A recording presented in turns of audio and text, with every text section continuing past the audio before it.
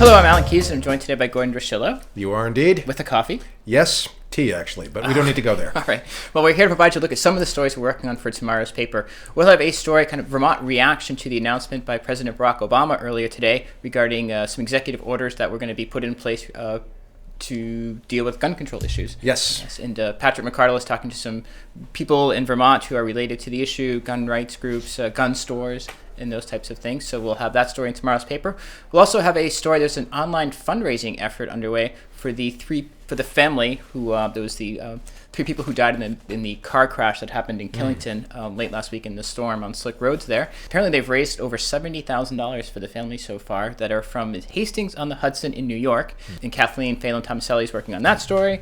We'll also have a story, actually some stories, on the opening day at the legislature. Neil Goswami, our reporter, Vermont Press Bureau chief, as well as Josh O'Gorman will be reporting on what's happening up there today. I know there were some remarks made by the Senate President and the Speaker of the House kind of getting things going. And also they'll be taking up the matter of the suspension, or proposed suspension, or resolution to suspend the senator from Franklin County, Norm McAllister.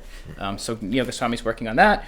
We'll also have a story on TDI, that company that wants to bury the power line under Lake Champlain and run it to Ludlow and then points east. Well, I know it's going to Ludlow, and anyway, Emily Cutts will have the details on it. Anyway, they got their public certificate of public good. That's correct. Yep. And the Public Service Board. The board issued it. Yep. Yes. And I know you were at the Alderman last night, and they did. And I know we reported last night that Alderman Skates has stepped down. He has submitted his resignation effective this morning. Okay. So he's out. And unless something strange happens, the mayor is going to leave that seat vacant until the election, so nobody goes in pretending to be an incumbent. Okay.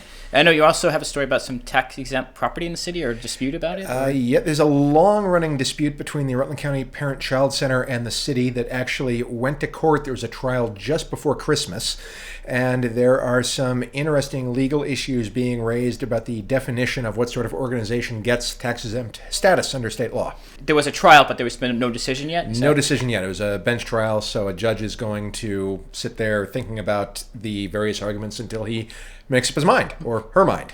And you had another story today, correct? Oh, all right. I'll give you another story.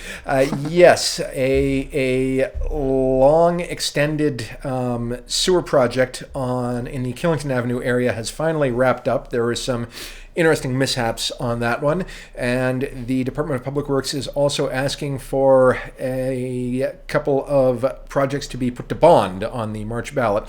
One being replacing more of our Victorian-era water lines, and the other one being putting in a tank that would keep us from losing water pressure on that side of the city in the event of another event on the scale of the Rutland plywood fire. Okay. Well, let's look at some of the stories we're working on for tomorrow's paper. Thanks for watching.